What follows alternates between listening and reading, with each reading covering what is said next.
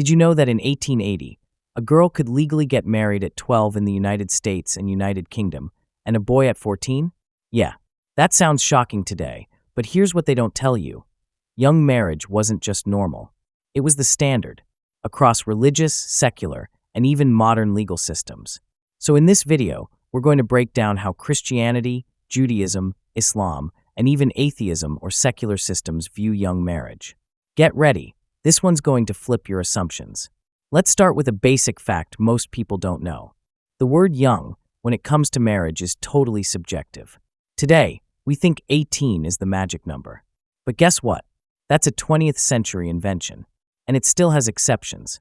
In the United States, most states allow minors to marry under 18 with parental consent or judicial approval. Delaware used to allow marriage at 7 years old in the 19th century.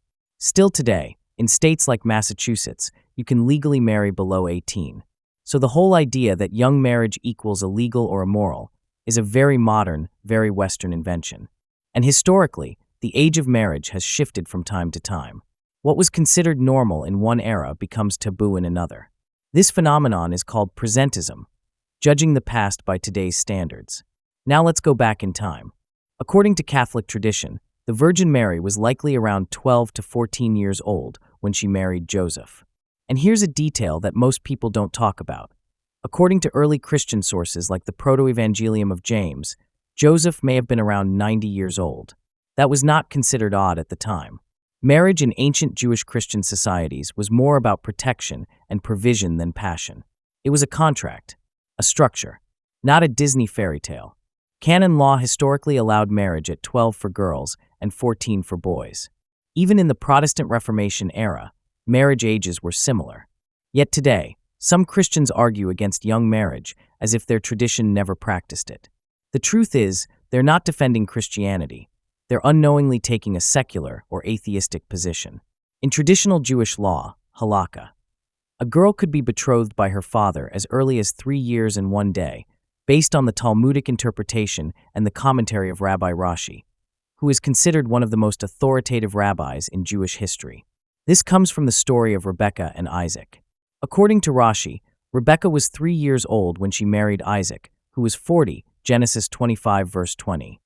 By the way, let's not forget that Christians believe that Jesus was also the God of the Old Testament. Why so young? Because life expectancy was low. In 1880, the average life expectancy in the United States was just 40 years old. In 2024, it's about 75. That's nearly double. No antibiotics. No modern medicine. No vaccines. Wars were common. No formal schooling systems. People matured young and didn't live long. Also, sexual activity outside marriage was strictly forbidden. Marriage was how societies regulated it. Islam follows a similar logic. According to Islamic tradition, a girl can be married after reaching physical and emotional maturity. The Quran says in Surah An-Nisa 4:6, "Test the orphans until they reach marriageable age. Then if you perceive in them sound judgment, release their property to them." This shows that maturity, not a fixed number, is what defines readiness. One of the core criteria in Islam is that both parties are mature, physically and mentally. And today, mental maturity often comes later than it used to. That's why 18 is seen as a viable age for marriage in modern contexts.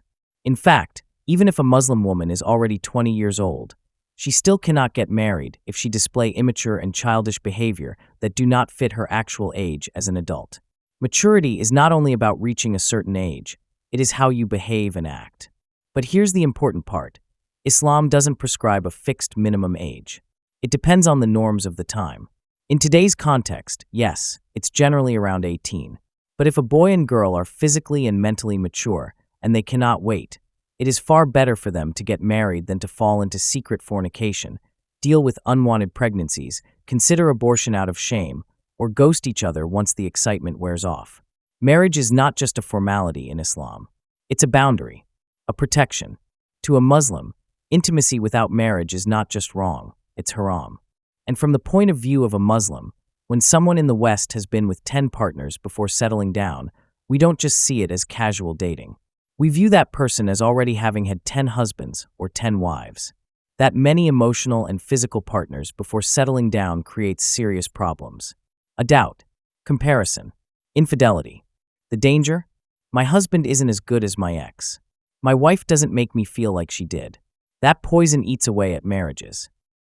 Now let's talk about Aisha and the Prophet Muhammad, peace be upon him. Yes, she was young when betrothed. Yes, it followed the norms of that society. But here's what makes this story powerful. She loved him.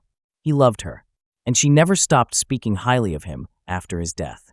She was the greatest narrator of hadith. She taught scholars. She corrected male companions. And the Prophet died in her arms. Compare that to Romeo and Juliet. No parental consent. They hid everything. They killed themselves. That's the love story modern society romanticizes? Meanwhile, Aisha's love story was public, protected, and full of mutual respect. Which one is healthier? Now what about secularism or atheism? Here's where it gets ironic. People say religion promotes young marriage. But secular societies didn't exactly ban it either. In fact, they normalized intimacy outside of marriage at younger and younger ages. In most secular countries, teenagers can legally consent to sexual activity around 16, sometimes younger. So here's the paradox. It's legal for two 15-year-olds to sleep together, but illegal for them to marry. Does that make any moral sense? Some people argue that young marriage is dangerous for the girl's health. But if that's the logic, then intimacy should be illegal too, right? But it's not, because the real issue isn't health. It's that society wants freedom without commitment. And when intimacy happens without marriage, what do you get? No accountability. Rise in single-parent homes. Increased STDs. Higher rates of infidelity. Marriage is supposed to be the framework that protects against those outcomes. And by the way, in the Western world, fewer and fewer people are getting married. Birth rates are plummeting. Something's not right somewhere.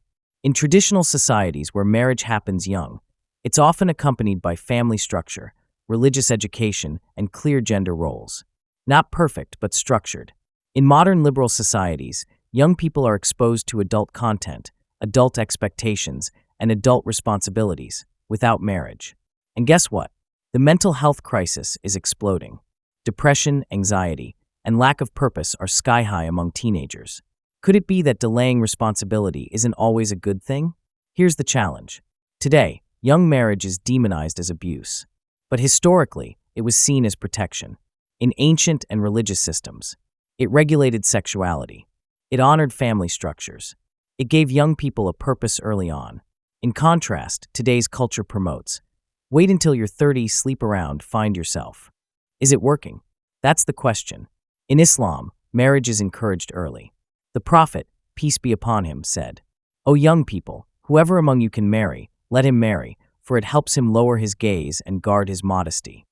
The Prophet didn't say wait until you're rich, or wait until you've dated enough, or waited until you hit 30. He said if you are able, then do it, but always with consent, maturity, and responsibility. In Christianity, Paul writes, "If they cannot control themselves, they should marry, for it is better to marry than to burn with passion." 1 Corinthians 7 verse 9.